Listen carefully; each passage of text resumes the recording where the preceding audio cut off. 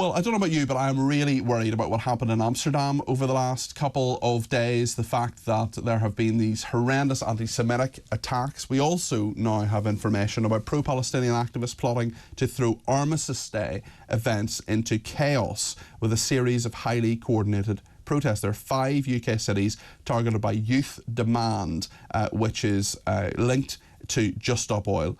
And there was an event called Politics is Broken, People's Assembly and After Party. 50 activists gathering to listen to speeches and discuss policy. Vegan food and alcohol were served.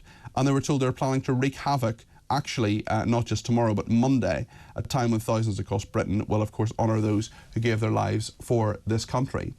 This is something that's really worrying because we've seen those pro-Palestinian protests today. There are many veterans who, of course, most of them aren't Jewish, but many of them saved the lives and allowed Jewish people to live in freedom. Some of our own soldiers, of course, liberated concentration camps in Nazi Germany. And we are commemorating that this weekend. We'll bring you full coverage on Talk. But I'm really worried about what's happening. If it wasn't Amsterdam, could it be Birmingham? Could it be Glasgow? Could it be London? Rabbi Jonathan Romain is director at Maidenhead Synagogue and is with me now. Jonathan, thank you for joining me today. Just give me your reaction to this news. About the Palestinian protests, you mean? Yes. Well, I'm not against protests and Palestinians, you know, people are allowed to protest about Palestinians, but there is something important about the timing, Remembrance Sunday. I mean, Remembrance Sunday is a sacred day in the national calendar. By the way, I'm sorry, my poppy is on my other jacket, so I'm not wearing it, but I certainly support it fully. Of course, Jonathan, and yeah, no question about that. And as you said, we not only commemorate the Second World War, First World War, but all the smaller wars that tend to be forgotten since then. The Falklands, the Iraq campaigns, and there are many servicemen and women who have lost their lives. And, you know, we've got one day in the year when we remember them. I mean, their families, of course, remember them every day of the year. So I think it's right to nationally dedicate at least one day a year. So if you're going to have protests, you've got 364 other days of the year, haven't you? So by all means have your protests, but leave this day alone and don't confuse the issue. Let's be able to focus just on those men and women. And we say men and women, but some of them, frankly, were teenagers, weren't they? Yeah, they were.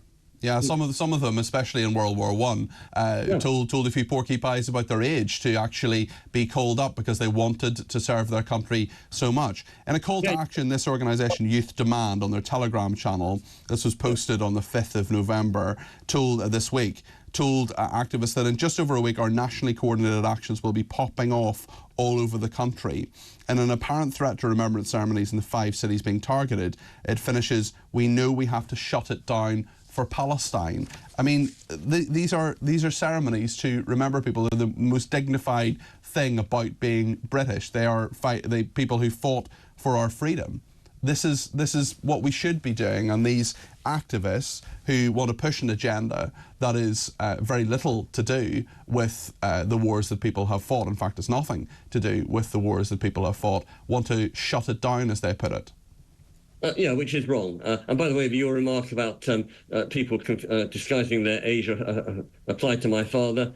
He went to war in the Second World War when he was underage. He was keen to fight. In fact, I'm curiously the first generation of Romains not to be in a war for several generations. My father fought in the Merchant Navy in the Second World War. My grandfather in the British forces in the First World War. My great-grandfather was in the Zulu Wars. So we've been lucky, incredibly lucky for most of us, not to have had a national war. We've had these incidental ones for professional soldiers in Iraq and Afghanistan, but there hasn't been a national call-up now since 1945, and we should really be very, very grateful and use this day to remember that. By all means, as I said, you know, use the rest of the year for causes. We're going to get protests next week, I think, from the farmers, whether it's Palestinians or farmers or whatever your cause is. Let's at least respect this very, very unique, special day. When you see what has happened in Amsterdam over the past few days, huge reaction on my programme yesterday. I was presenting Drive from 4 till 7 on Friday, as I usually do, and there was just a huge reaction to what had happened in Amsterdam, the real worry that something like that, those anti-Semitic attacks, could happen here in the United Kingdom. What do you make of that, Jonathan? Yeah, I mean, it was incredibly disappointing. I mean, we spent a lot of time over the last, 10, 15, 20 years stopping football violence between fans of teams. And, it's now a safe place to go to football clubs. And I and my son go every other week. Who do you support, Jonathan? And Who do you support? Oh, well, the great, the mighty, the awesome Reading Football Club. Of course, of course. Who else? Who else could you possibly support?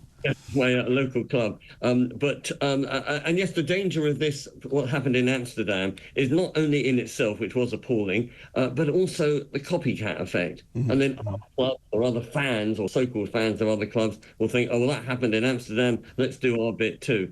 And that's a real danger with these one-offs, that they become normalised. And that's the last thing we want. Football is for fans, it's fun, it's leisure.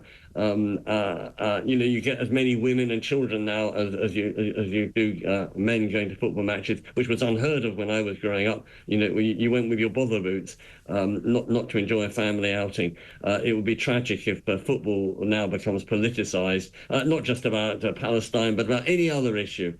Let's keep our sports places just for sports. Thank you very much indeed. That's Rabbi Jonathan Romain there. He is director at Maidenhead Synagogue.